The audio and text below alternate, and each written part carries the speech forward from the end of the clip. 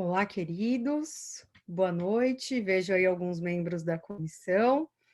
Vamos dar início, então, ao evento de hoje. Eu sou a Cris, atualmente estou como vice-presidente da Comissão de Direito Digital e Compliance da OAB São Bernardo do Campo. Gostaria de agradecer imensamente a oportunidade que o Dr. Luiz Ribeiro, nosso presidente, e a nossa vice-presidente, doutora Carmela Delisola, presidentes da nossa subseção. E hoje nós vamos falar um pouquinho sobre programas de compliance, né? Como fazer esse programa de compliance em cenários de crise, hoje com o doutor Ricardo Trevisan e o doutor Ricardo Cap. Então, boa noite a todos, muito obrigada. Com vocês, meninos. Bom, pessoal, boa noite. Meu nome é Ricardo, tá? Eu vou fazer uma pequena introdução. Eu sou advogado, sou graduado pela Faculdade de Direito de São Bernardo do Campo, sou pós-graduando em Direito Empresarial pela Fundação Getúlio Vargas.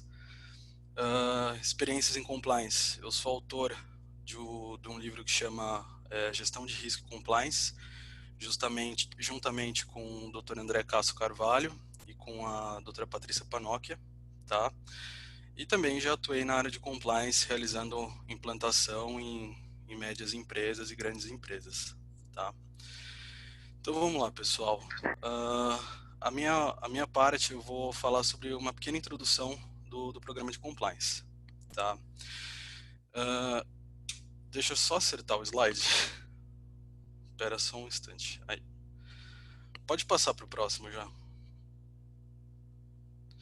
Pronto. Então vamos lá. Uma pequena introdução do que é o compliance e como é um programa de compliance, tá? Eu vou abordar aqui mais o aspecto prático, né, da implantação e como que vai funcionar, do que o aspecto teórico, tá? Justamente pela questão do tempo limitado aí que nós temos, tá? Com relação ao compliance, o que seria o compliance? Tá? O compliance ele vem do inglês, né, do verbo to comply, que na realidade ele significa simplesmente cumprir regras, né, seguir regras, tá? Vale ressaltar aqui que quando a gente fala de compliance, justamente por ter esse tom americanizado, né, o pessoal olha, arregala os olhos e fala, putz, é só para empresa grande, né, só para companhia grande. Eu que sou uma companhia média, uma companhia pequena, não posso ter um compliance porque ou eu não tenho dinheiro, ou eu acho que eu não tenho tamanho para isso, mas isso não é a verdade, tá?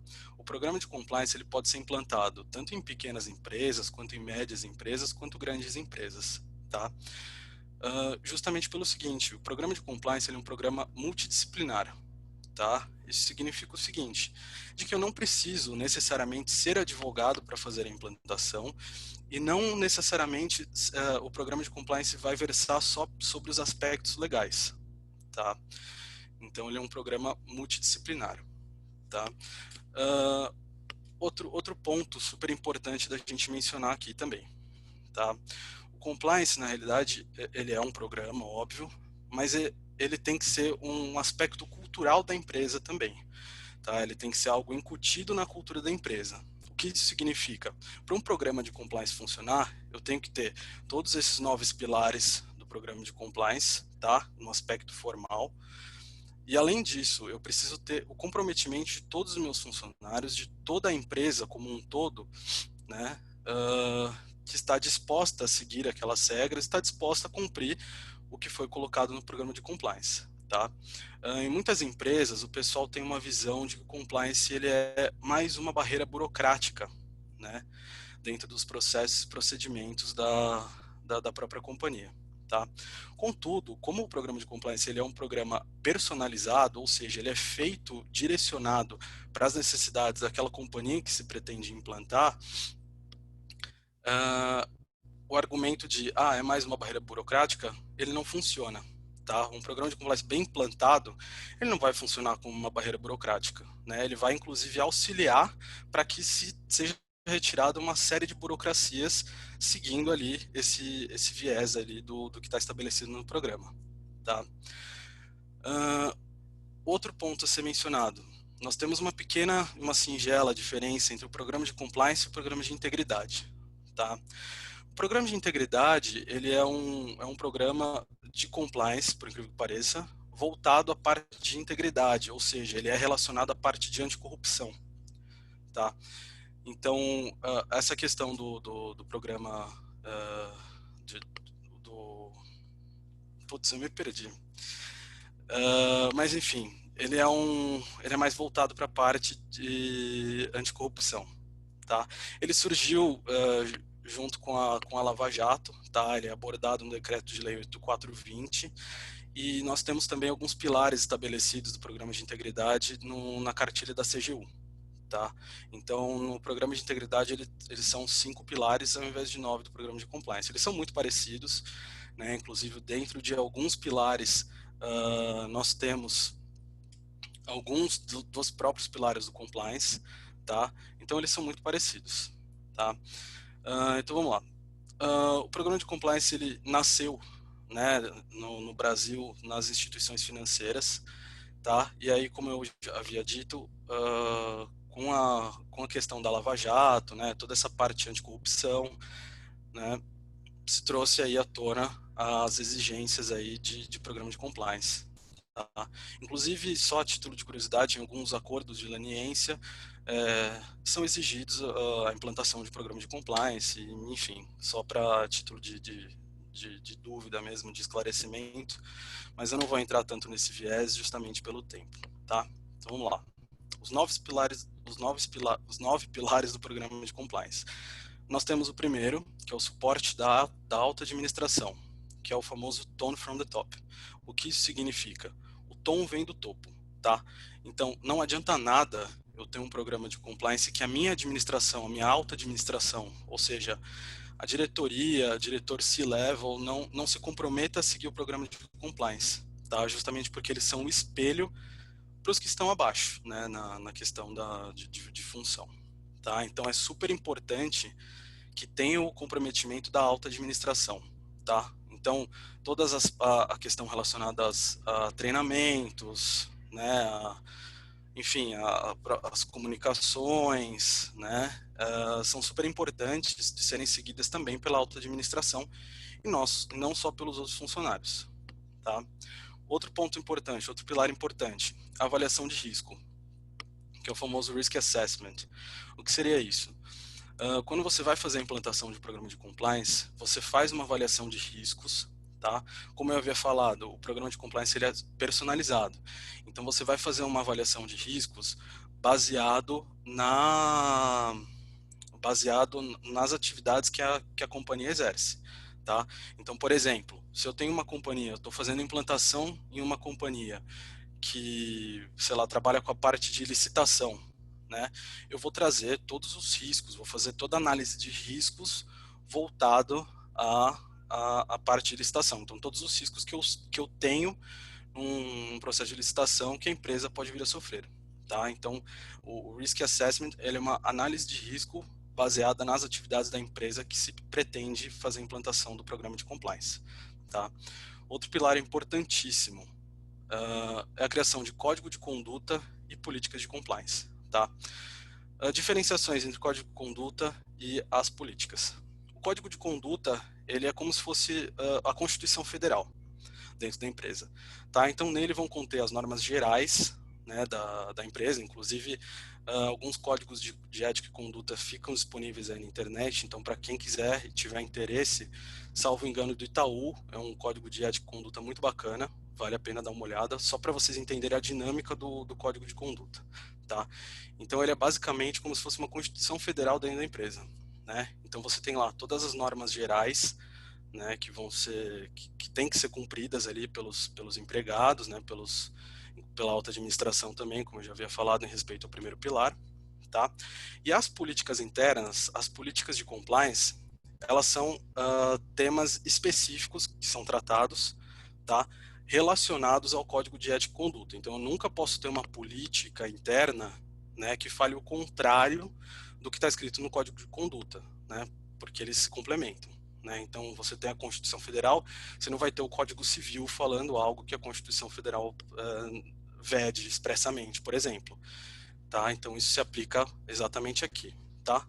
Um tema de política interna de compliance, para exemplificar. Tá? A questão de política de brindes, por exemplo, né? É muito comum em algumas empresas, né, com a finalidade de captar alguns clientes, serem fornecidos almoços, jantares, né, até mesmo a entrega de alguns brindes ou até mesmo a contrapartida, né? Então, os clientes acabam oferecendo para a própria empresa algumas bonificações aí por conta de festa de fim de ano, né? Já peguei um caso, por exemplo, que foi fornecido para o pessoal da empresa a questão de camarote, né? Era o camarote de um estádio, de um jogo de futebol, né? Então, é preciso tomar muito cuidado, porque, por exemplo, nesse caso em específico, né, havia alguns burburinhos dentro da empresa de que a empresa favorecia mais esse fornecedor, né? Então, nós precisamos tomar muito cuidado com relação a isso, né? Por isso que existe essa política interna de brindes, nesse caso que eu estou contando para vocês, justamente para evitar esse tipo de troca de favores, né? Essa questão de brinde. Então, numa política de brinde, o que a gente normalmente coloca? Eu posso dar um brinde que tem um valor de R$ 100 ou aparente ter um valor de R$ 100, né?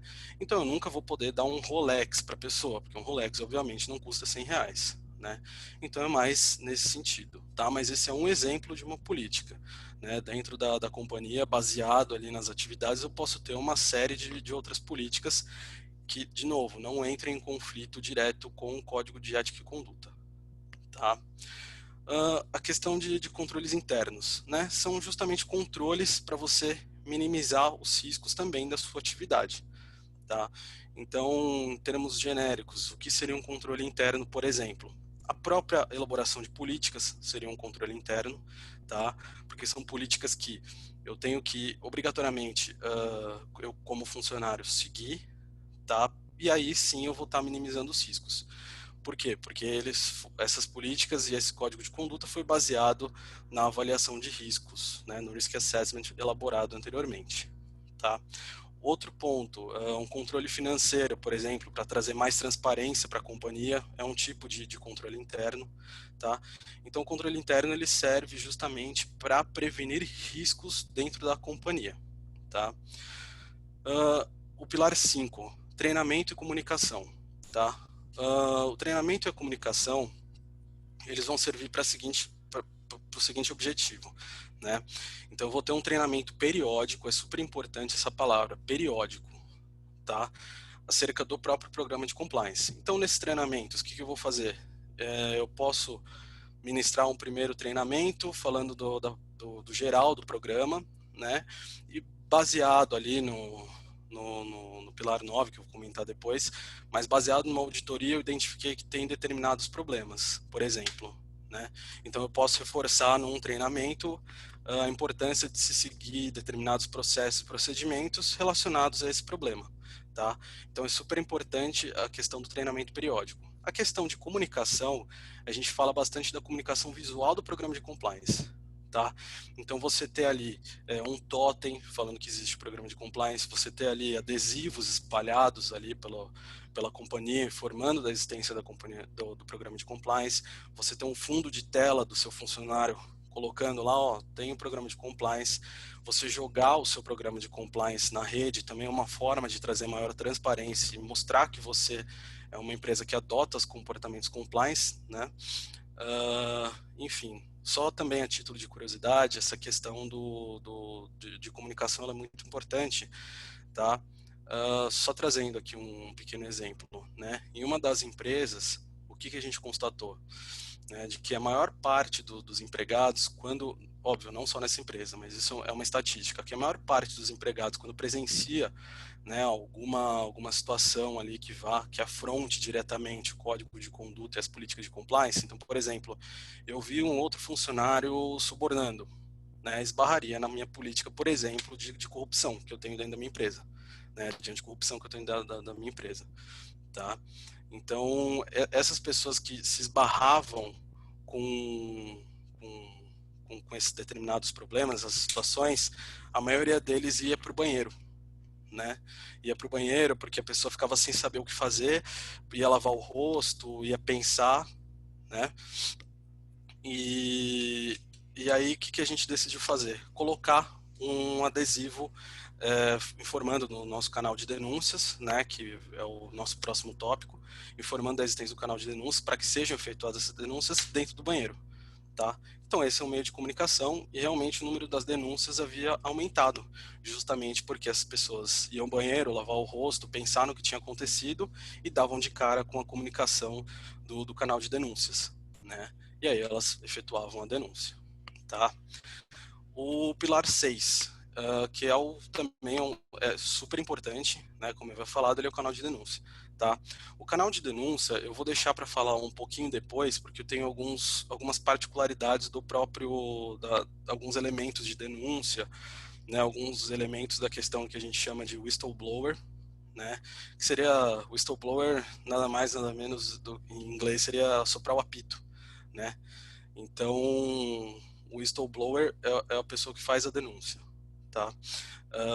Enfim, então nós temos aqui o canal de denúncia, que eu vou falar um pouco depois, tá? Assim, sintetizando, o canal de denúncia são justamente alguns canais que são criados pela própria companhia, tá? No intuito de oferecer o suporte para que as pessoas consigam denunciar, tá? Então eu posso ter um canal de denúncia 0800, eu posso ter um canal de denúncia e-mail, eu posso ter um canal de denúncia numa página exclusiva da própria companhia, tá? Existe a possibilidade de eu colocar na minha própria página ali de compliance, né, informando o compliance da empresa, ou no próprio site, posso colocar um linkzinho escrito canal de denúncia. Aí você clica, preenche o formulário, essa informação é tratada e aí são tomadas as devidas providências, tá? Mas assim, os elementos, as peculiaridades do próprio canal de denúncia, eu vou deixar para falar um pouquinho depois, tá? Temos a questão do pilar 7, né, que seriam as investigações internas, né? Isso vem realmente depois do canal de denúncia, ou seja, depois que a denúncia foi feita, né? Como o próprio nome já diz, é uma investigação interna. Então, o que vai acontecer? A empresa vai recepcionar a denúncia, tá? Recepcionada a denúncia, ela vai ser tratada. O que seria ser tratada? Vão ser investigados todas as evidências que foram informadas, né? Vai ser investigado a denúncia em si, né? Justamente para que seja feita a apuração devida dos fatos e que a punição seja aplicada, né, ao funcionário de acordo com as minhas diretrizes de código de conduta e ética e também as políticas de compliance, tá? A parte de due diligence, ela é uma parte também muito importante, porque ela vai também minimizar alguns riscos, tá? O due diligence, ele significa devida diligência, tá? O que seria isso, né? A empresa, ela tem que ser diligente, por exemplo, na contratação de alguns fornecedores, tá? Dentro do due diligence, só para esclarecer, a gente tem 3 tipos de formulário, tá? Que é o Know Your Client, Know Your Partner e o Know Your Employee, tá? O que seria isso? Conheça seu cliente, conheça seu fornecedor e conheça seu empregado, tá? O conheça seu cliente, ele é geralmente utilizado bastante em algumas instituições financeiras, tá? Justamente porque, como se tratam de instituições financeiras, existe um grande número de PEPs, né? Que seriam as pessoas expostas politicamente, tá? Então, por exemplo, expostos politicamente seriam um senador, um governador, o próprio presidente, né? Então, constatado que existe, por exemplo, a participação de PEP, né, em abertura de conta, por exemplo, é necessário ter todo um cuidado maior, tá? Com relação à parte de conheça o seu funcionário e o conheça o seu fornecedor, eles também são 2 formulários, tá? O conheça seu fornecedor é justamente feito para que haja alguns apontamentos relacionados a esse fornecedor, tá? Então, é muito complicado, né, você efetuar uma contratação de um fornecedor, né, é muito complicado complicado você ter a contratação de um fornecedor que tenha algum apontamento no Serasa, que tenha algum processo relacionado à contratação, né? Então, esse formulário ele vai bater justamente nessas questões. Então, ele vai te privar, em tese, de fazer uma contratação de um fornecedor que poderia eventualmente vir a utilizar, tá? Justamente por isso que ele entra na parte de due diligence, tá? E o conheça seu empregado, que é o Know Your Employee, ele pega a parte de funcionários também, tá? Então ele vai evitar com esse formulário, né, enfim, da maneira que a empresa quiser fazer, mas geralmente é feito em formulário, ele vai evitar que haja contratação de funcionários mal intencionados, né? Então, por exemplo, aqueles funcionários que entraram na empresa para fazer a divulgação de algumas informações sigilosas, por exemplo, né?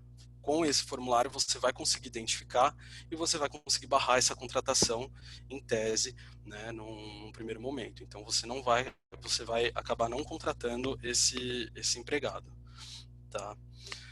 E por fim, nós temos o nono pilar, que seria a auditoria e o monitoramento do programa de compliance, tá? O que seria essa auditoria e monitoramento? A auditoria seria justamente auditar o próprio programa, tá? Para ver se ele realmente corresponde ao que eu estou tendo de riscos, tá? Porque como é uma companhia, né, eu posso ter variação de atividade, eu posso ter variação de uma série de fatores que vão alterar as minhas disposições de compliance dentro da companhia, tá? Então eu preciso auditar esse programa para que seja feita as devidas adaptações, tá, no próprio programa e nas próprias políticas, justamente para a gente ter uma linha contínua realmente e não ter nenhum tipo de burocracia a mais, a fim de evitar o não cumprimento, o descumprimento do próprio programa. Tá? E o monitoramento está relacionado com a parte de auditoria, né? Então, fazer um monitoramento contínuo do programa de compliance, fazer um monitoramento contínuo desses treinamentos e comunicações que são muito importantes para o próprio programa, né? Para a existência do próprio programa, tá? Só lembrando que, reforçando, na verdade, né? Para que o programa de compliance funcione, né, ele precisa ter o comprometimento de toda a empresa, tá? Existem algumas companhias que acabam fazendo um programa de compliance que a gente chama de para inglês ver, né? Então é um programa que a companhia acaba não cumprindo, né? E só tem lá registrado para quando bater uma fiscalização eles falarem, ó, tem um programa de compliance, tá? Mas não é bem assim que tem que funcionar, né? Se você está pagando uma pessoa para fazer a implantação de um programa de compliance dentro da sua companhia, é super importante que haja o engajamento de toda a companhia, desde a alta administração até o cargo mais baixo dentro da sua companhia, com o programa. Então, o comprometimento para que todos esses pilares aqui sejam cumpridos, o segredo é o comprometimento, tá? Então, eu tenho que realmente me comprometer a seguir todas as regras que estão em código de conduta, nas próprias políticas internas que eu tenho, né? Tendo esse comprometimento, as coisas realmente ficam mais fáceis de se levar, né? Mais fáceis de se levar no sentido assim, a parte de auditoria, monitoramento, a parte de treinamentos também, né? Ficam mais leves, né? Justamente porque você tem o comprometimento de todo mundo. Então o treinamento ele passa a ser a rotina e não passa a ser aquele momento que o pessoal chega e fala, putz, tem treinamento, e você vira e fala, puta, que saco, entendeu?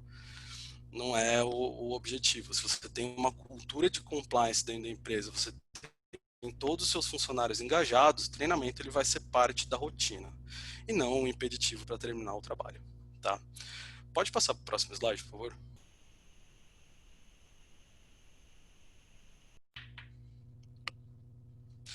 Como eu havia falado, o canal de denúncias vai tratar ele em temas apartados, tá? Em tema apartado, desculpa.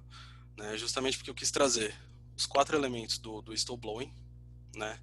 Que são esses aqui, né? Então, o primeiro, conhecimento, suposição da existência de ação ou inação tida como inapropriada. Segundo, são os componentes que autorizam a denúncia. boa-fé e bases razoáveis. Terceiro, que é regra, embora não absoluta, é a distinção entre o reportante e aquele que recebe a informação. E quarto, que o informado tem a capacidade e poderes para tratar a informação recebida. Tá? O que isso significa? Né? Os princípios que vão nortear a minha denúncia, né, eu sempre tenho que efetuar a denúncia baseado no princípio da boa-fé. Eu não posso simplesmente efetuar uma denúncia porque eu não gosto de tal funcionário. Né? Eu tenho que demonstrar não, pelo menos tem conhecimento do que aconteceu. Tá? Então, se eu acho que está acontecendo uma situação de suborno dentro da empresa com relação a funcionários públicos que venham a ter contato com esse serviço, ou se eu enxergo alguma situação de corrupção, né, enfim, aí eu posso fazer denúncia, mas nunca fazer porque eu não gosto daquela pessoa, tá? Outra questão super importante com relação ao canal de denúncias mesmo, tá? O canal de denúncias, ele pode ser tanto terceirizado quanto feito pela própria companhia, tá? Nós recomendamos o quê? Canal terceirizado. Justamente pelo seguinte, quando você usa um canal terceirizado, você não tem o contato direto das pessoas da empresa, né? Porque quando você tem um canal interno, você normalmente se usa uma pessoa da própria empresa para fazer o tratamento dessas informações.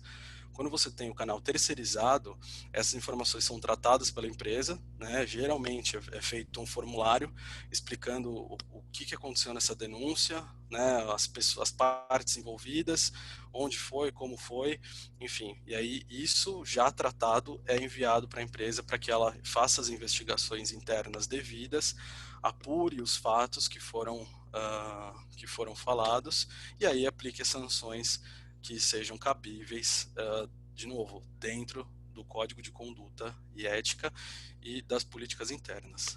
Tá? Pode passar para o próximo slide.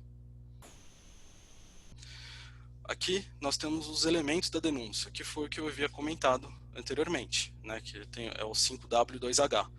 Então, o que, quem, porquê, onde, como e quando. Então, quando você efetua essa denúncia, né, você deve observar esses 7 elementos da denúncia, tá? Então você vai ter que informar o que aconteceu, com quem aconteceu, quem são os envolvidos, né? O porquê que você acha que isso está acontecendo, ou porquê que isso aconteceu, onde aconteceu, quando aconteceu, a forma como os fatos se deram e quanto que está envolvido com relação à parte monetária, né? Se não for possível estimar, a exemplo de um caso de injúria dentro da empresa, de um caso de assédio moral dentro da empresa, é algo que você não consegue estimar o valor, né? Você não tem um montante falando, olha, o dano moral vale X que foi sofrido, eu não tenho como fazer isso, eu não tenho como estimar, né? Então isso é justamente quando você consegue estimar, que é mais fácil quando você vê casos de corrupção, né? Então você consegue falar, ó, pegaram lá 20 mil reais, por exemplo, né? Então aqui fica mais fácil de se fazer ali né, se estipular o montante envolvido, tá? Bom, pessoal, assim, foi um encontro bem rápido, né? Eu tentei utilizar o mínimo de tempo possível para também deixar o Dr. Guilherme continuar aí o encontro, tá? Então, assim, quaisquer dúvidas que vocês tiverem, podem enviar e-mail. Acho que a gente vai abrir um tempinho para perguntas também no final da palestra, tá? Mas, de qualquer forma, foi muito bom estar esses minutinhos com você. E agora eu passo a palavra para o Dr. Guilherme aí, que vai continuar com a exposição, tá bom? Muito obrigado.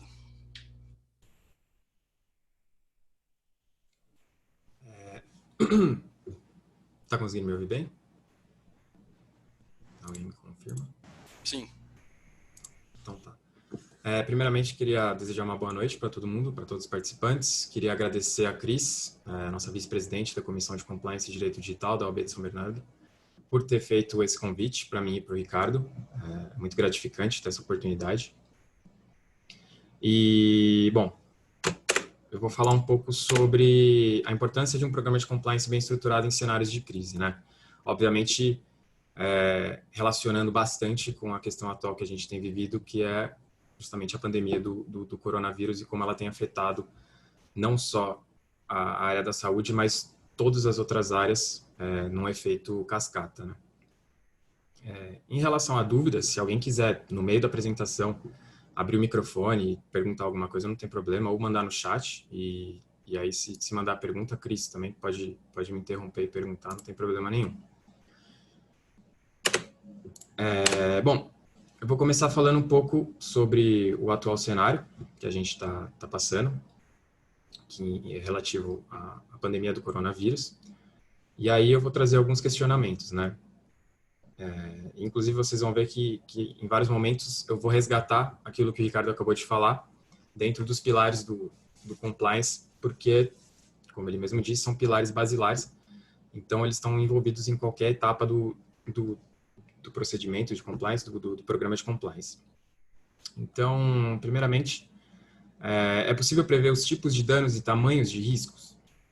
Então, quando a gente analisa dentro de uma empresa, a gente faz a gestão dos riscos dentro daquela empresa, normalmente se utiliza um método em que nós temos dois eixos e aí a gente monta um gráfico dos riscos. Então, um dos eixos ele vai dizer se aquele risco, aquela situação, ela é comum, então se ela é rotineira, se ela é constante, ou se ela é rara, se ela é uma situação rara de acontecer, se ela é uma situação que dificilmente ocorre, e a gente vai classificar os riscos e as situações de acordo com isso.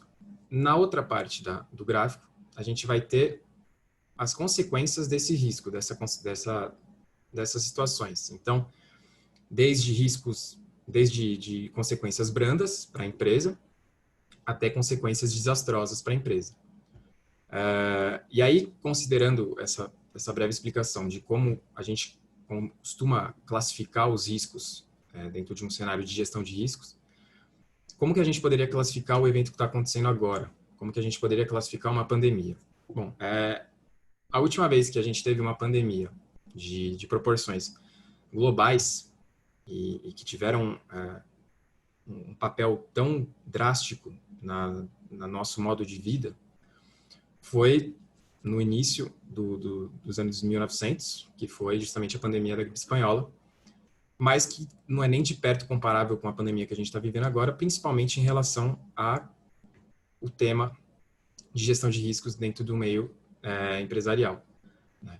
Porque, enfim, obviamente, eram tempos diferentes, as formas de organização das empresas eram diferentes. Naquela época era muito mais comum uma empresa, desde o começo até o fim do processo de criação dos seus produtos, ela fazer todas as etapas dentro da própria empresa, sendo que hoje em dia as empresas elas formam mais uma rede entre elas. Então, para o cara construir um carro, ele depende de uma outra empresa que produz o metal, uma outra empresa que produz o motor, que monte o motor, uma outra empresa que faça o pneu, enfim, você vai ramificando para chegar no produto final.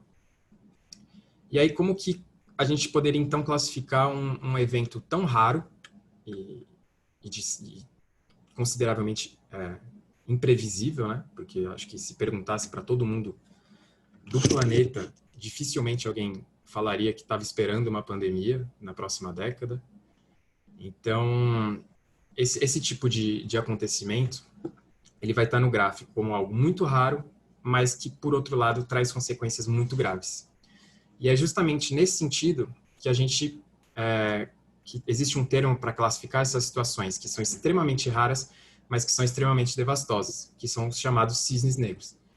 Inclusive, queria mencionar o artigo do nosso colega de comissão, Cláudio Bonani, e ele escreveu um artigo sobre isso, que está disponível no LinkedIn da comissão. Ao final da apresentação, eu vou colocar o link do LinkedIn da comissão, onde está postado esse artigo.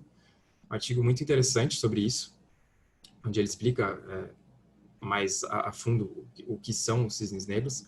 Mas o conceito de cisne negro ele é basicamente o seguinte: ele vem de uma história em que as pessoas no mundo elas só conheciam cisnes brancos. Então, se qualquer pessoa falasse em cisne de outra cor que não fosse cisne branco, todo mundo acharia ridículo, todo mundo acharia estranho. Até que, se eu não me engano, desculpa se eu tiver errado a data, mas sim 1700 e pouco, descobriram que na Austrália tinha cisnes de outra cor que não os brancos. E então, o que é o cisne negro? Então, fazendo uma comparação com o que a gente vê, por exemplo, nessa questão da pandemia. Então, é uma coisa que, se perguntasse, todo mundo acharia absurdo, dificilmente alguém acreditaria, mas que ele acontece, ele existe. Então, por mais que as pessoas tendem a não acreditar, ele é possível.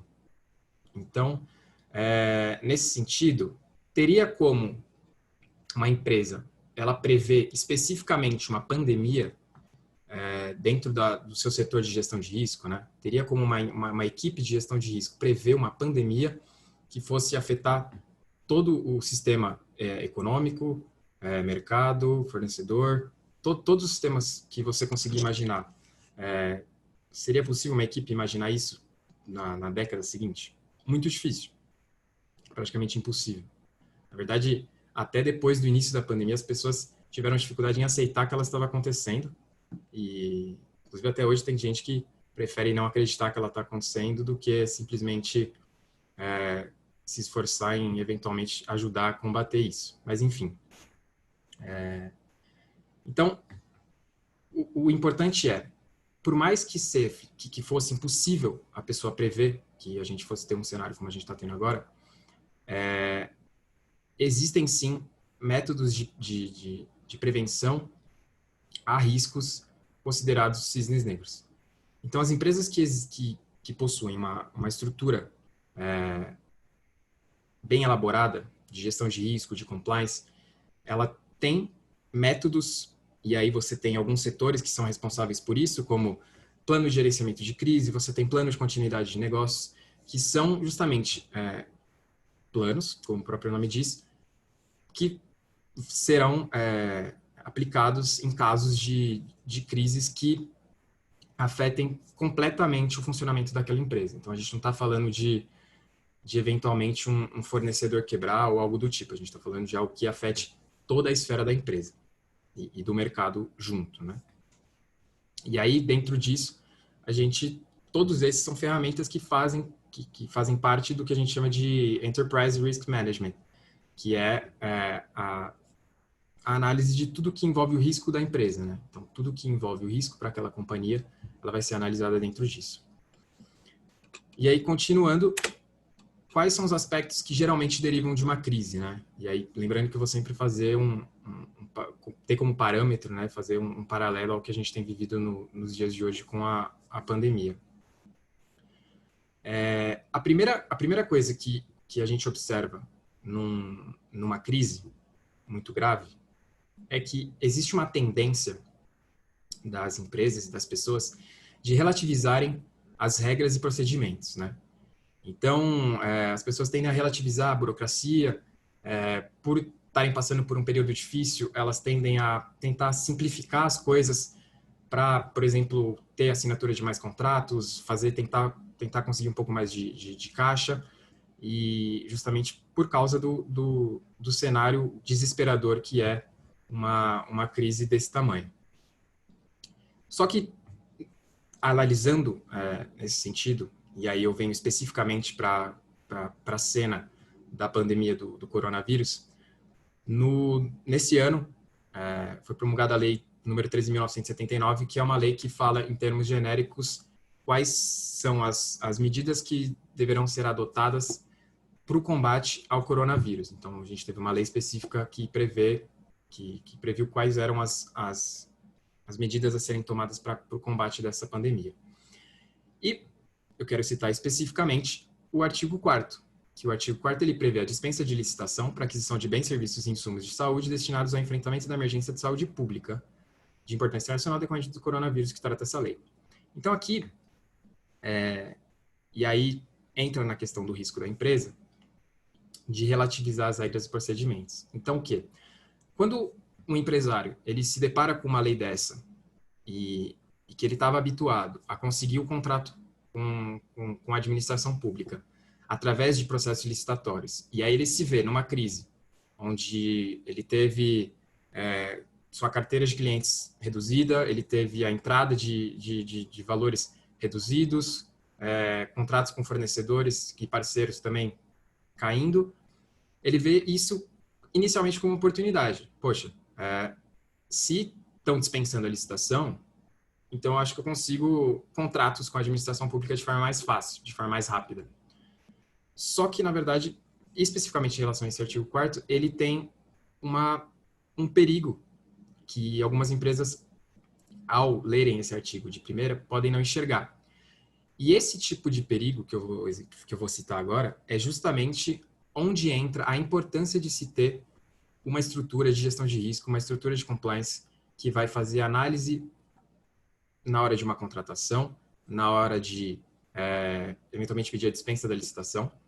Então, esse artigo 4º, ele é bem claro ao dizer que fica dispensada a licitação para aquisição de bens, serviços e insumos de saúde destinados ao enfrentamento da emergência. Então, por exemplo, uma empresa, uma montadora de veículos, que produz pedaços de motor de veículo. Quando ela vai fazer, por exemplo, ela vai disputar a contratação com a administração pública, os bens e serviços que ela produz, eles são, de fato, destinados ao enfrentamento de da pandemia? Eles ajudam no enfrentamento da pandemia? Não. Então, é nesse sentido que tem que tomar muito cuidado com as oportunidades que aparecem durante uma crise. Então,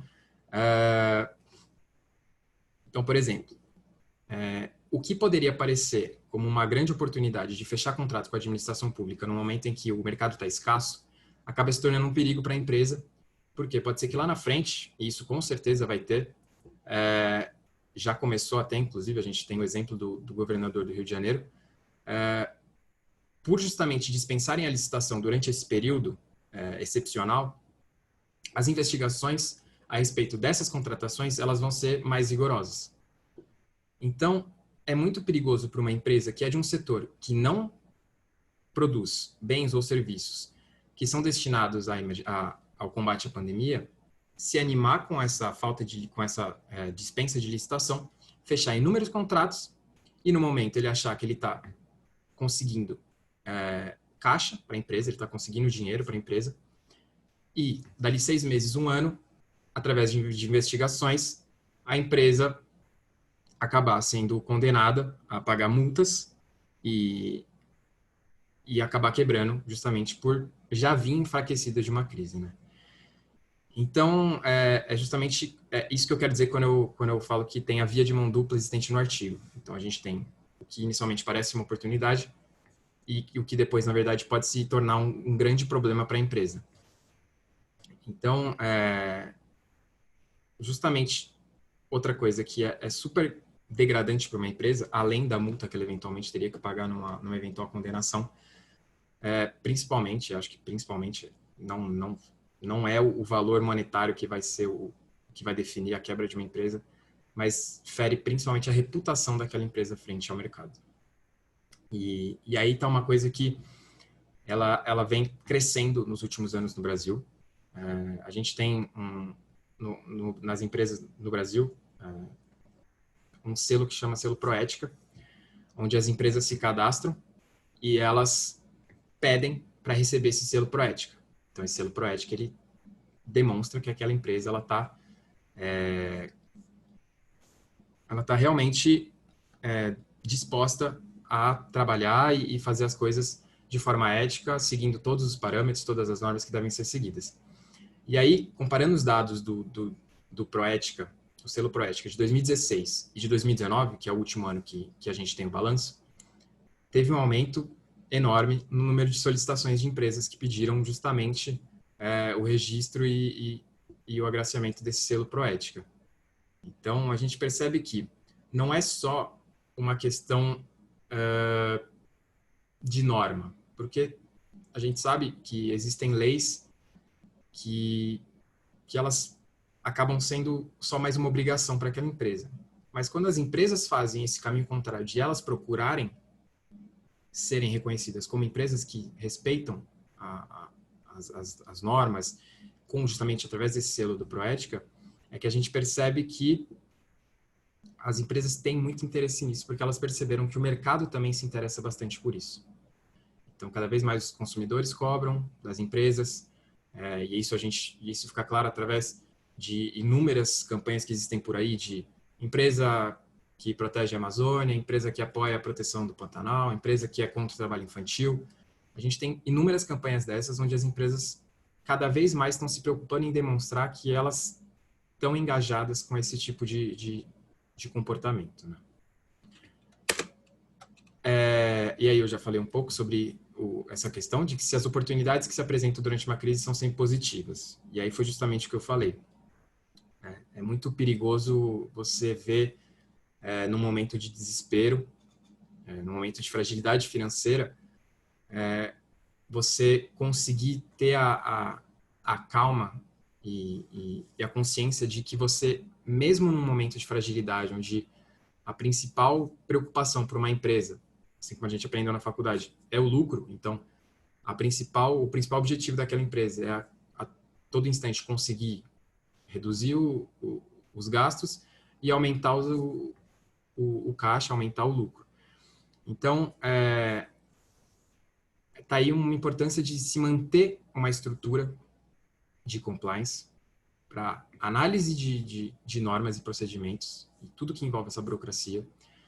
E aí, por exemplo, a gente pode também fazer, posso também citar como exemplo a questão das normas que se referem à fixação de preços. Então, a gente tem inúmeros setores onde as empresas elas têm um controle em relação aos preços que elas oferecem pelos seus produtos.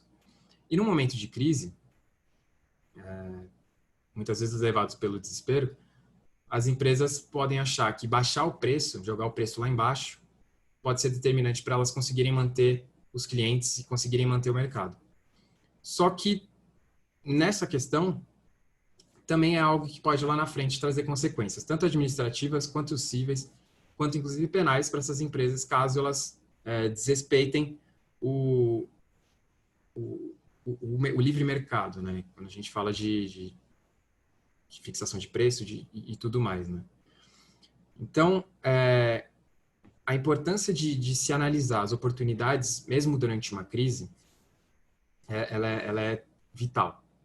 E vital, fazendo a retomada daquela norma, por exemplo, que eu mencionei, ela é uma das inúmeras normas que nasceram agora durante a pandemia. Do começo do ano, na verdade, de março para cá, que foi quando a pandemia se intensificou no Brasil, nós tivemos inúmeras propostas de lei, inúmeras medidas provisórias, inúmeras leis aprovadas.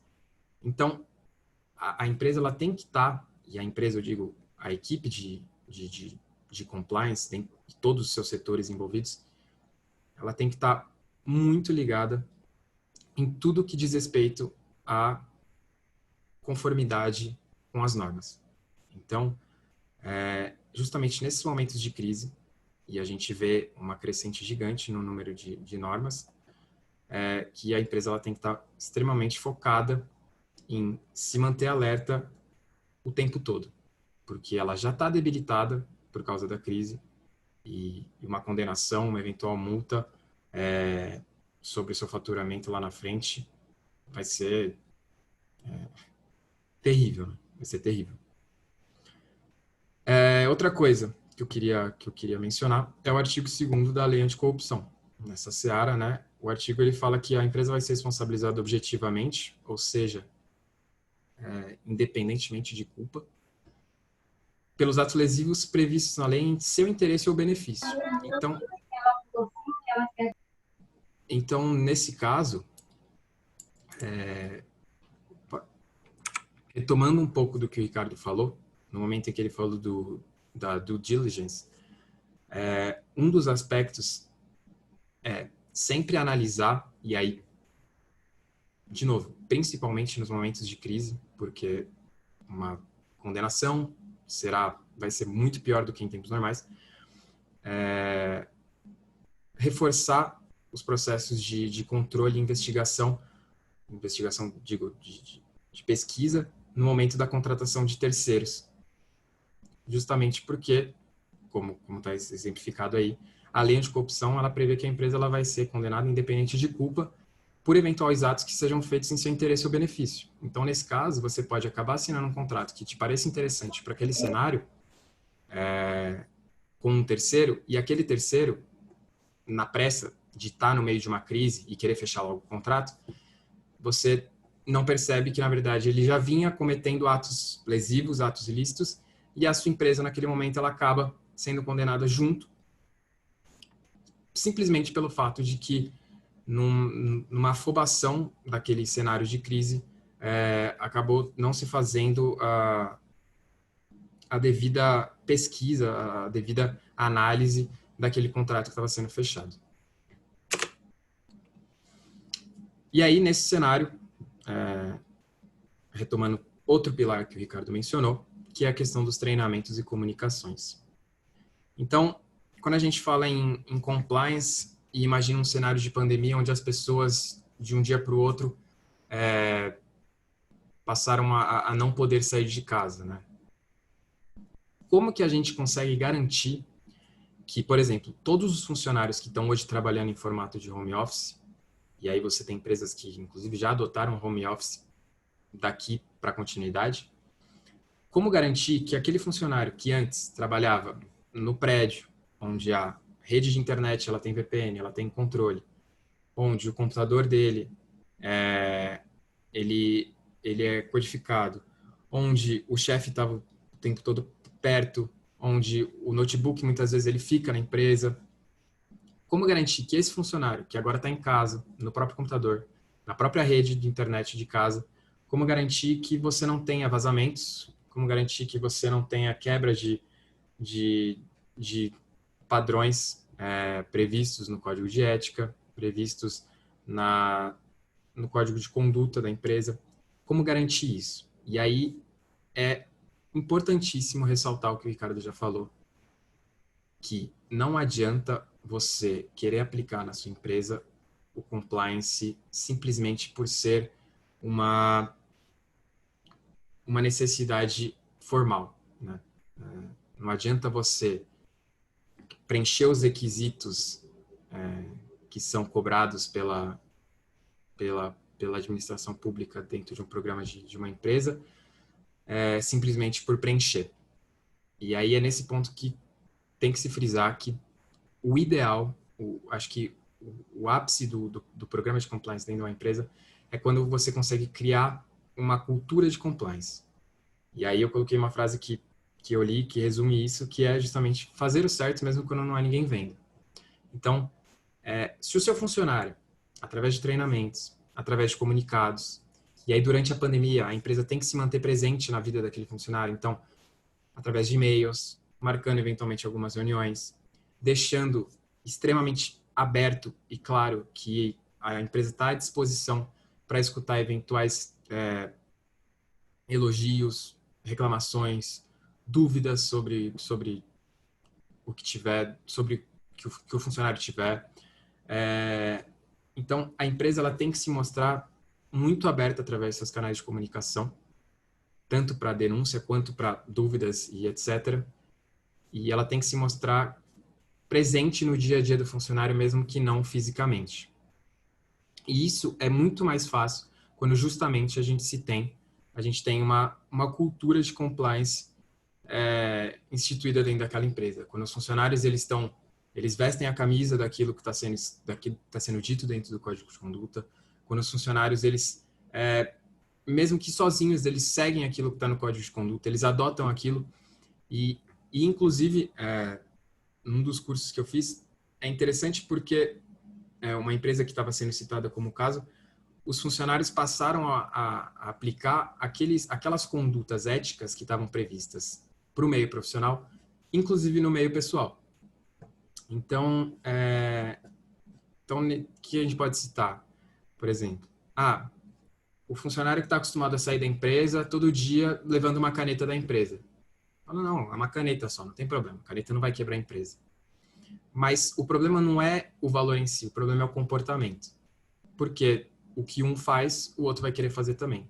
Só que o que o cara que tem acesso a uma caneta faz, o diretor que tem acesso aos dados financeiros da empresa, também vai querer fazer. Então, essa questão da cultura de compliance, se fosse me perguntar, eu acho que ela é vital para a empresa. Eu acho que mais do que todos os requisitos formais que você tem, o mais importante é você fazer os seus funcionários entenderem aquilo e adotarem aquilo como comportamento para o dia a dia deles, sem que seja uma coisa forçada, sem que seja, puta, mais um treinamento, eu vou perder meia hora do meu dia, sem que seja uma coisa quadrada, entendeu? Então é por isso que é tão importante a gente falar em cultura de compliance. Mas, e afinal, quais são os benefícios de se manter uma estrutura ou então de se implementar já durante uma crise uma estrutura de conformidade, uma estrutura de compliance dentro da organização? Tirando, óbvio, todos os benefícios que eu disse até agora, na verdade, evitar todos os riscos que eu citei até agora,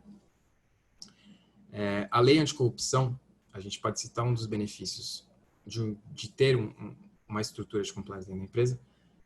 A lei anticorrupção, ela prevê que as empresas que forem alvos de alguma condenação por algum ilícito, ela vai ter como causa atenuante a apresentação de um programa de compliance, né? Ela vai ter como causa atenuante a comprovação de que ela tinha uma estrutura de compliance para evitar que aquilo acontecesse, mas que mesmo assim acabou acontecendo. Outro exemplo que pode se dar. Existem alguns estados brasileiros hoje que já exigem, a partir de um certo valor no ato da participação nas licitações, que a empresa apresente, no momento da inscrição na licitação, que a empresa apresente um programa de compliance, que a empresa demonstre que ela tem uma estrutura de compliance. Ou seja, se a sua empresa, e aí quando a gente fala de compliance, tem que ressaltar o que o Ricardo falou, compliance, apesar do nome ser em inglês e ser razoavelmente novo no Brasil, ele vai sempre conseguir se adaptar ao tamanho da sua empresa, ao setor da sua empresa, às necessidades da sua empresa. Então, se a sua empresa, que tinha como esperança de crescimento passar a contratar, participar de licitações com o setor público, e ela achava até então que não era necessário ou que era gasto implementar um programa de compliance, ela se vê num beco sem saída no momento em que ela vai tentar contratar, vai tentar entrar numa licitação para justamente fechar um contrato com a administração pública, e a administração pública exige que ela apresente um programa de compliance. Então, acaba sendo algo que vai restringir completamente o crescimento daquela empresa. Outra coisa que dá para citar é que já existem alguns setores no mercado que eles formaram entre as maiores empresas, né, as que dominam o mercado, criaram um tipo de associação entre elas, onde, para negociar com essas empresas que pertencem a essa associação, as empresas interessadas a participarem, a se inscreverem nessa associação, elas precisam também demonstrar a existência de um programa de compliance. Então, você imagina um setor onde as maiores empresas do setor, e aí você como menor, uma empresa menor, dificilmente você vai conseguir manter o seu negócio sem fazer nenhum tipo de negociação com as empresas grandes daquele setor. E dificilmente você vai conseguir crescer sem justamente fazer parte dessa associação de empresas daquele ramo. Você deixou de criar de implementar um programa de compliance dentro da sua companhia porque considerou aquilo como um gasto e não como um investimento. E aí, no momento em que aquele setor em que você atua, ele se fecha somente para as empresas que estão compromissadas com o compliance, com a ética e através da demonstração de um programa de compliance no ato da entrada na associação, a sua empresa ela acaba isolada dentro do mercado. Então, as portas acabam se fechando e você vai ter que, naquele momento, correr atrás de um programa de compliance, se você quiser entrar na associação, ou então repensar a sua empresa inteira. E aí, óbvio, tudo que é feito em cima da hora acaba sendo feito, acaba saindo mais caro. Tem inúmeros malefícios de se fazer uma coisa em cima da hora. Então, por isso que é extremamente importante ter um programa de compliance, não só para evitar os riscos, mas também para se colocar em situações que a sua empresa ela não poderia estar se ela não tivesse aquilo. Então, acho que foram basicamente essas características que envolviam o compliance dentro de uma crise. Claro que a gente não tem espaço de tempo aqui de falar sobre todos os aspectos que envolvem um setor de compliance. Como o Ricardo bem disse, ele é um setor multidisciplinar. Eu falei basicamente dos aspectos que tem a ver com a questão de integridade, né, mas com a questão financeira, com a questão de corrupção. Mas você tem inúmeras áreas que são abarcadas pelo compliance. Você tem compliance ambiental, compliance trabalhista, compliance digital. Você tem inúmeras áreas que são atendidas pelo setor de compliance. Então, eu me restringi apenas a falar da questão financeira, que eu acho que é a primeira coisa que pega no momento de uma crise, é justamente o bolso do empresário, o caixa da empresa. É onde mais vai gerar desespero daquela companhia no momento que ela está dentro de uma crise. E também quis demonstrar, justamente através disso, o quão importante é você se prevenir, você implementar um programa de forma preventiva e não querer só na hora em que dá o problema você tentar resolver aquele problema. Porque muitas vezes você vai estar numa situação em que aquele problema ele já está grande demais para ser resolvido, sendo que se você tivesse feito uma gestão de risco, um plano de continuidade, um plano de gerenciamento de crise, você conseguiria ter se preparado muito melhor, mesmo que a crise acabasse sendo maior do que você um dia imaginaria, como está sendo o caso da pandemia. E aí, justamente para demonstrar um pouco qual o tamanho do prejuízo dessas questões de corrupção, eu trouxe alguns dados que eu retirei de um estudo feito pela... na verdade, o estudo se chama Report of the Nations, ele é desse ano. Inclusive, eu tenho ele em PDF completo, são mais de 80 páginas que eles falam sobre diversas regiões do globo, onde eles analisaram um total de 2.504 casos em 125 países diferentes, em regiões diferentes do globo, e eles acabaram totalizando um prejuízo de 3,6 bilhões de dólares, com média de 1,5 milhão de dólares por caso. Então, falando em números, isso mostra o quanto a falta de uma estrutura de compliance, o quanto a falta de uma estrutura de conformidade, de integridade dentro de uma companhia pode ser definitiva para o sucesso ou não daquela empresa. E aí, falando sobre o nosso cenário, sobre o Brasil, analisando a região que eles englobaram, a América Latina e o Caribe, foram 101 casos analisados nessa região, e o Brasil é o segundo lugar que mais tem casos de corrupção. E dentro de corrupção você tem desde gorjetas, que eles falam, até desvio de ativos, apropriação indevida de ativos, fraudes, todos os tipos de crime. E o Brasil ele só perde para o México. Então, de 101 casos, o Brasil é responsável por 22. Então, mostra o quanto, infelizmente, a gente tem no Brasil uma cultura muito deficiente em relação aos valores éticos, né?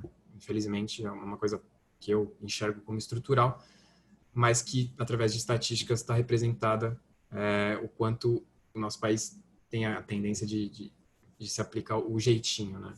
E isso é uma coisa que precisa acabar e tende a acabar se as empresas daqui tiverem interesse em negociar com empresas de fora, tiverem interesse em expandir os seus mercados para fora. Apesar do compliance ser algo novo no Brasil, fora do Brasil, nos Estados Unidos, na Europa, ele já vem sendo discutido desde os anos 70, até um pouco antes. E então é algo que cada vez mais as empresas exigem para fazer negócios, cada vez mais os consumidores exigem para consumir, cada vez mais os investidores exigem para justamente fazer os investimentos nas empresas. Então, dando um exemplo brasileiro, a gente conseguiu ver situações bastante relevantes nos últimos anos. por exemplo, dando um exemplo da Vale. A Vale teve os 2 episódios muito marcantes no Brasil, de Mariana e de Brumadinho, onde você via que foi uma falta de investigação interna e de controle interno nas obras das barragens, e acabou resultando numa reputação horrível para a empresa. Claro que é uma empresa gigantesca, então ela tem meios de se recuperar, mas mesmo uma empresa enorme como a Vale teve a sua reputação manchada pelos episódios que aconteceram e toda a repercussão que aconteceu no caso. Então é basicamente isso que eu tinha para dizer. Se alguém tiver alguma dúvida, pode abrir o microfone e perguntar ou mandar no chat, o que eu souber responder, eu vou responder. E eu vou colocar meu e-mail no chat para quem quiser me pedir. Eu vou colocar meu e-mail e meu LinkedIn no chat. Quem quiser que eu mande o relatório da Report of the Nations, com todos os dados sobre corrupção e etc., que eles colocam no relatório, podem entrar em contato comigo que eu envio em PDF para vocês. Tá bom? E é isso. Ricardo, quer acrescentar alguma coisa? Não queria acrescentar nada, não. Acho que não queria acrescentar, mas vou falar. Acho que só reforçando novamente, o Compliance ele é um programa que não tem fórmula, tá? Então, ele é um programa que ele vai ser estritamente personalizado para as atividades que estão sendo exercidas dentro da companhia. Tá?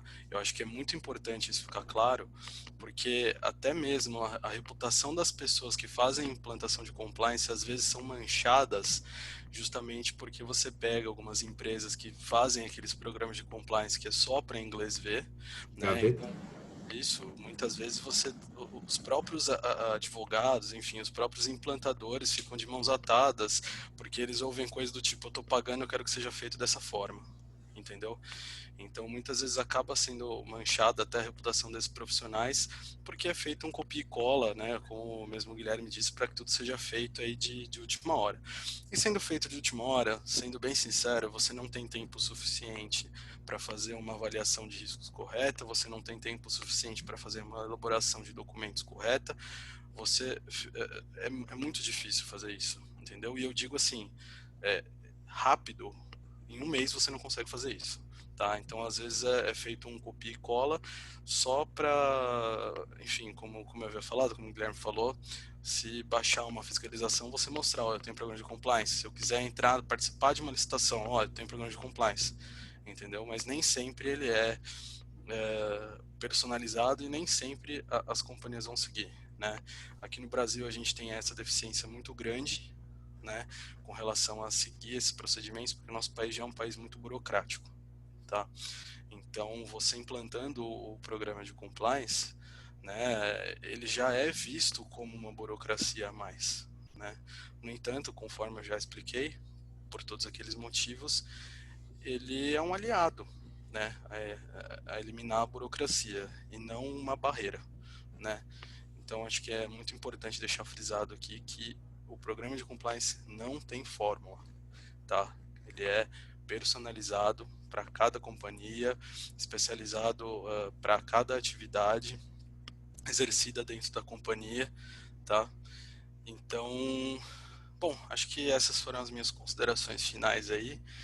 Então, reforçando só o que eu já tinha falado e reforçando o que o Guilherme falou também, quem tiver perguntas, fique à vontade para abrir o microfone e a gente vai deixar o LinkedIn, nosso e-mail de contato aí também no chat.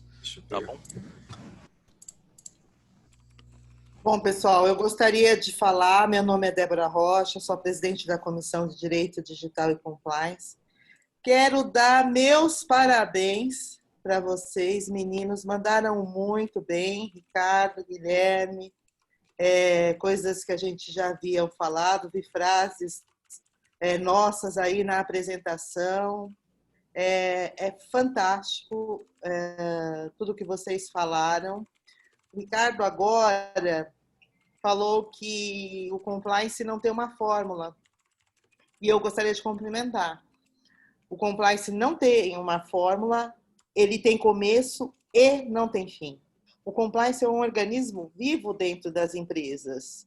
Não existe compliance de inglês ver, né? Existe as atividades que a empresa faz e se adequam à legislação e ao código de conduta e ao código de conformidade, aos procedimentos e aos processos que a empresa, através do seu CEO, da sua direção, coloca ali para a companhia, né?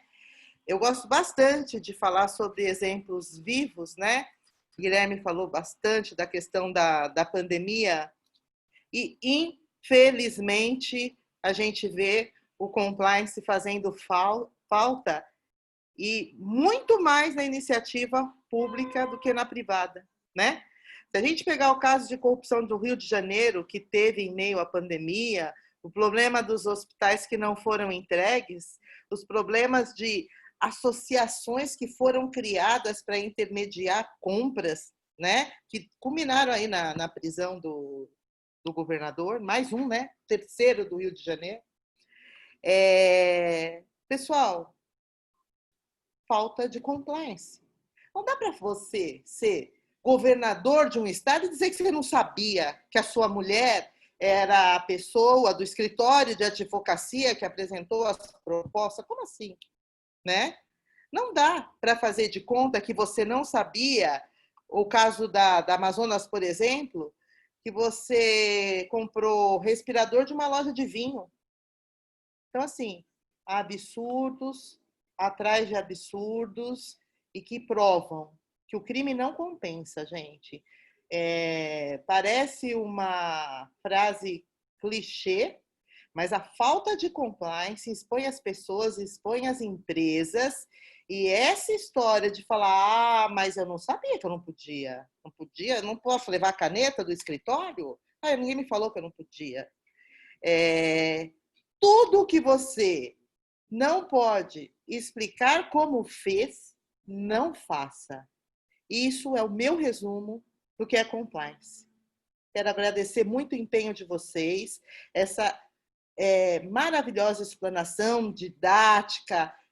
Eu naveguei por um programa de compliance pelos olhos de vocês. Muito obrigada por essa live, viu, meninos? Acho que nós que ficamos muito gratos pela oportunidade, né, cedida pela comissão, pela própria OAB. Então, nós que temos que agradecer, né, em primeiro lugar, a todos da comissão, né, que sempre enriqueceram aí as nossas reuniões, e agradecer a todos os participantes, né, da reunião, que também foram muito importantes, né. Então, é isso. Inclusive, o que a Débora estava falando, a gente pode também mencionar nos últimos anos que a gente teve bastante casos de corrupção no momento da Lava Jato, né? Foi onde compliance começou a ser mais falado no Brasil. E uma das empresas que tinha um setor de compliance, mas que ele não funcionava, obviamente, era a Odebrecht. A Odebrecht tinha um setor de compliance, mas que, apesar do compliance interno, a gente viu tudo o que aconteceu e tudo que foi descoberto no ato das investigações da Operação Lava Jato. Mas é isso. Então, queria agradecer a Débora, nossa presidente da comissão, queria agradecer a Cris, nossa vice-presidente, todos que estão presentes, agradecer ao presidente da OAB de São Bernardo do Campo pela oportunidade de falar e, novamente, se alguém tiver alguma pergunta, estamos à disposição. Pessoal, o jogo ainda não começou, tá? Eu tô com a TV ligada, então vocês podem fazer as perguntas. Tem mais uns 15 minutinhos aí, viu? E um de cada vez, por favor.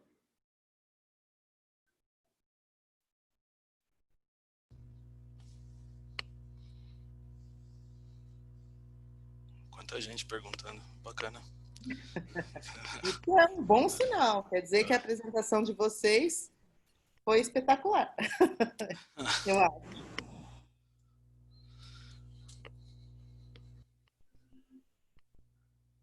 Então é isso, zero dúvidas. Vamos divulgar, né, as redes sociais da nossa comissão. A Cris, minha vice-presidente, muito obrigada por toda a ajuda, por todo o apoio. Como sempre, eu estou atrasada, eu estou em trânsito, eu estou em reunião. Graças a Deus consegui chegar a tempo, consegui ver mais da metade da palestra de vocês. Pessoal, nós somos um grupo de estudo, um grande grupo de estudos, aprendendo todo dia, querendo crescer nessas áreas do direito em que a gente percebe que carece, né, de profissionais, de pessoas que se entreguem a esse propósito, né? A corrupção ela é endêmica, especialmente no Brasil. O compliance ajuda, não digo que a acabar com isso, mas dificulta muito a ação das pessoas que querem viver fora da lei, à margem da lei, e que não têm a dimensão do estrago que elas podem fazer na educação, na saúde e na vida das pessoas, né? Então, convidamos vocês que participaram dessa live hoje para participarem da nossa comissão. Nós temos reuniões mensais. Quem quiser participar, a Cris vai colocar. E Cris, coloca para a gente o nosso e-mail para o pessoal. Nós temos ali também, a Cris criou um formulário no Google que é super prático e a gente quer estar junto com vocês discutindo compliance, discutindo LGPD, enfim, discutindo temas ligados ao direito que faça a gente evoluir como empresa, como pessoa e como propósito nas nossas vidas, ok? Só mais uma observação, Débora. Acho que fizeram umas perguntas aqui no chat. Uhum. Então, a Vanessa Maria, o Giovanni, Guilherme, acho que foram essas 3 perguntas, tá? A Vanessa perguntou o seguinte: compliance tem que ser desvinculado, porque caso houver problemas, resistência, correção, tem que sair do cargo. É isso mesmo? Guilherme, você quer responder? Pode responder. Eu respondo as outras. Não, sem problemas. Vamos lá. Isso vai depender muito do problema que a gente teve, né?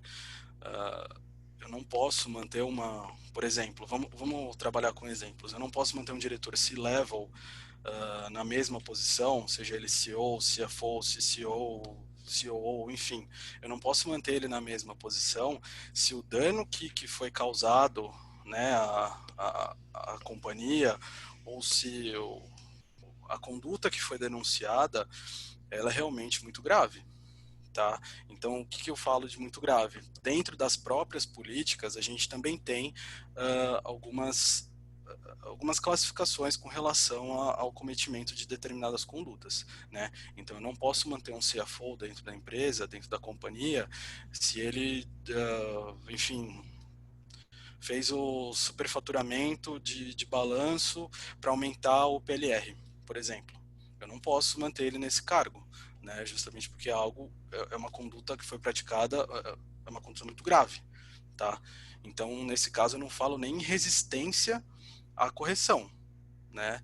Eu simplesmente faço a aplicação da penalidade devida, né? E faço a remoção dele do cargo, né? Mas é o que eu falei, isso vai depender da conduta que foi cometida, né? Vai depender, enfim, de uma série de fatores. É como eu falei, não existe uma fórmula, entendeu? Então eu tenho que fazer a apuração desses fatos e aplicar a pena, né? A penalidade prevista ali no Código de Ética e Conduta, nas minhas políticas internas, né? De acordo com a gravidade. Eu não posso perder a mão, entendeu? Então eu tenho que fazer a dosagem correta da aplicação da penalidade, tá? Exatamente, é o que o Cláudio mencionou ali, né? O diretor da Siemens saindo algemado da organização. Sim. Também teve o exemplo do presidente da Nissan, né? Que foi um rolo gigantesco e, obviamente, ele foi retirado da organização. A próxima pergunta é do Giovanni, e ele está perguntando se a gente poderia explicar qual que é a maneira mais eficaz de fazer a due diligence de todos os stakeholders.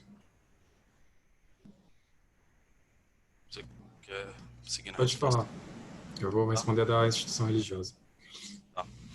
Bom, com relação à parte de due diligence stakeholders, ele é um tema, vamos dizer, é um pouquinho complicado, entendeu? Justamente pela figura do stakeholder, tá? Mas eu acredito que a gente pode seguir basicamente na mesma fórmula que a gente tem como do Know Your Partner, tá? Então, a gente pega é feito, tá? Eu vou explicar, assim, nas empresas que eu fiz a implantação, de como que isso era feito, tá? Eu nunca peguei a situação de due diligence stakeholder, mas acredito que a gente pode utilizar como paradigma aí o Know Your Partner, tá? Então, ele é feito um formulário com uma série de perguntas, né? Então, você tem determinadas perguntas, você assinala sim, você assinala não, é solicitado uma série de documentos, tá? Então, eu acredito que essa é a maneira mais eficaz aí de se fazer o due diligence, né? O importante do due diligence é que ele não... O que tem que ter em mente, né? As pessoas às vezes ficam... Os outros setores da companhia, porque geralmente não é um setor só, mas você tem diversos setores fazendo uma pressão para que seja aprovado logo. Então, aprova, e aí você acaba não dando atenção a determinados detalhes que seriam super importantes, né? Então, por exemplo, o departamento de compliance antigamente ele era subordinado ao departamento jurídico, né? Mas aí com toda essa questão da Lava Jato, com toda a questão da lei de anticorrupção, né, o decreto 8420, você tem as normas da cartilha da CGU também. Então, com toda essa inovação no âmbito de compliance, eles acabaram sendo segregados e não mais subordinados ao setor jurídico, né? Mas, enfim, isso, voltando ao assunto original, à pergunta original, eu creio que uma forma eficaz de se fazer o due diligence em stakeholders seria utilizar como paradigma ali os formulários de due diligence. Então, Know Your Partner, eu acho que caberia bem, talvez, nessa situação. Tá? Ele não é um fornecedor, óbvio, né? Mas podem ser feitas algumas adaptações, né? Até porque o formulário de due diligence ele tem esses 3 tipos, né? Que são os tipos mais comumente utilizados, tá? Mas nada impede que eu crie um formulário único de due diligence e só faça, por exemplo, em clientes ou só faça, por exemplo, em fornecedores de acordo com a minha necessidade, tá? Não é que eu não preciso fazer, mas eu posso ter uma situação em que fazer o due diligence do meu cliente não é tão importante quanto fazer do meu fornecedor, entendeu? Então, pesando as medidas, né, baseado na personalização do próprio programa, baseado nas atividades que são exercidas, ali você pode desenvolver um formulário único, por exemplo, você pode desenvolver um formulário específico, enfim, são várias maneiras, tá? Mas eu, Ricardo, acredito que uma maneira eficaz seja utilizar como paradigma o Know Your Partner para que seja feita a avaliação do stakeholder, do direito stakeholder, tá bom? E por fim, tem a pergunta do Guilherme, que ele pergunta se a gente acha importante o compliance em instituições religiosas e como a gente acredita que isso pode ser implantado. Todas as instituições religiosas, apesar de serem instituições que não visam o lucro, elas necessitam de uma administração. Se elas têm algum tipo de dinheiro, né? Então, claro, para se manter uma igreja, você necessita de recursos. Então, necessariamente, você precisa ter uma administração desses recursos. Tudo aquilo que é administrado, ele, em tese, é necessário que se tenha um compliance sobre aquilo, porque justamente para você criar meios de controle sobre aquela administração. A questão das instituições religiosas, o grande problema é que elas, justamente por não terem como objetivo o lucro, elas não são tão transparentes, muitas vezes, em relação ao balanço financeiro, ao que entra, ao que sai, como é distribuído, como é gasto, o dinheiro que é doado, ou então algum tipo de investidor, algum tipo de entrada de dinheiro, de qualquer forma que seja, né? Então, eu acho que, para falar um pouco de compliance em instituições religiosas, eu tentaria comparar também sobre a possibilidade de se ter compliance em ONGs, por exemplo, que também são organizações que não visam lucro, mas que também lidam com dinheiro e também têm o mínimo que seja de administração desse dinheiro. Então, falando de ONGs especificamente, a gente tem exemplos de ONGs que serviam como meio de lavagem de dinheiro para esquemas de corrupção. E então, isso mostra que mesmo empresas que não visem o lucro, elas têm sim, pelo fato de ter uma movimentação financeira e uma organização interna, por mínima que seja, desde da igreja do bairro até as grandes igrejas, e aí você tem inúmeras grandes igrejas, pelo fato delas terem algum tipo de administração, eu acho que sim, é cabível o compliance.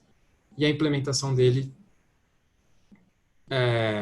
do mesmo jeito que uma igreja precisa de um setor jurídico, eventualmente, para alguma coisa que ela precisa de um contador para a questão de administração, um gestor, ela também poderia criar um setor de compliance dentro da instituição. Mas realmente é algo que merece atenção e tem muito mais a se discutir sobre isso. Só complementando a resposta do Guilherme com relação à parte de ONG. Tá? Eu trabalhei uma vez numa implantação de um programa de compliance em uma OCIP, né? Então, numa organização social de interesse público. Né? O que ficava em evidência, né? O que chamava a atenção dos implantadores do programa era justamente a parte tributária e relações governamentais, tá? Justamente porque eles recebiam algumas doações, essas doações elas não eram tratadas da maneira correta, elas não eram lançadas da maneira correta, tá? E justamente também pela relação que eles tinham com o governo, tá? Justamente pelo fato de se tratar, a OCIP ela estava dentro de uma região de mineração, tá? Então, você tinha alguns sérios problemas ali com relação à parte de suborno, com relação à parte da própria corrupção, né, até mesmo a parte de lavagem de dinheiro. Tá? Então, realmente, nessas organizações, né, o CIP, ONG, até mesmo nas próprias instituições religiosas, principalmente pelo fato de não se ter uma fiscalização muito rigorosa em decorrência da imunidade tributária que nós temos aí pela nossa Constituição, é super importante você ter uma fiscalização, você ter dar uma atenção maior na implantação do programa de compliance em se tratando dessas instituições específicas. Tá? Foi só um complemento mesmo. Pessoal, eu queria fazer duas correções. A primeira é que o governador do Rio, Wilson Witzel, ele está afastado, ele não está preso. Pelo menos não por enquanto. E a segunda é que eu falei que ele era o terceiro governador no Rio de Janeiro que tinha sido preso. E não. Na verdade, nós já tivemos 5 governadores do Rio de Janeiro presos. Então, é um pouco mais triste do que a gente imaginava. Só queria deixar registrada essa correção.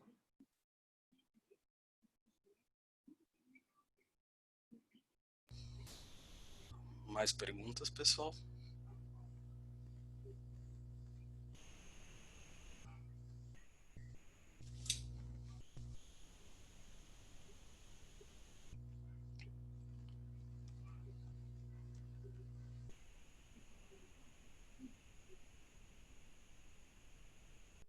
Eu vi que o Cláudio mandou uma mensagem. É esse o grande foco das auditorias, os lançamentos contábeis nas ONGs e derivadas.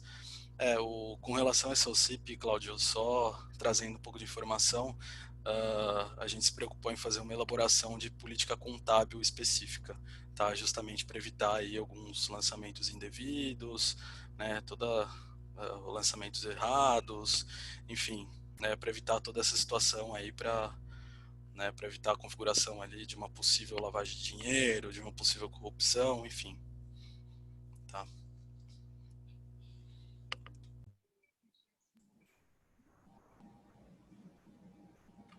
Bom, acho que se não tem mais dúvidas, peço licença para o Ricardo para encerrar a palestra. Se a nossa presidente, a doutora Débora, tiver mais alguma coisa para falar ou para acrescentar, ou a Cris. Só agradecer vocês. Foi fantástico. A gente que Foi um agradece a encontro oportunidade. maravilhoso. Nós Muito que bom. agradecemos. Muito obrigado, Débora. Então, acho que, de qualquer forma, a gente está à disposição aí no LinkedIn. Eu e o Guilherme mandamos o link aí do nosso perfil. Então, mais uma vez, agradecendo a nossa presidente Débora, a nossa vice-presidente Cris, a todos os participantes da comissão e a todos os participantes aí que vieram por fora também.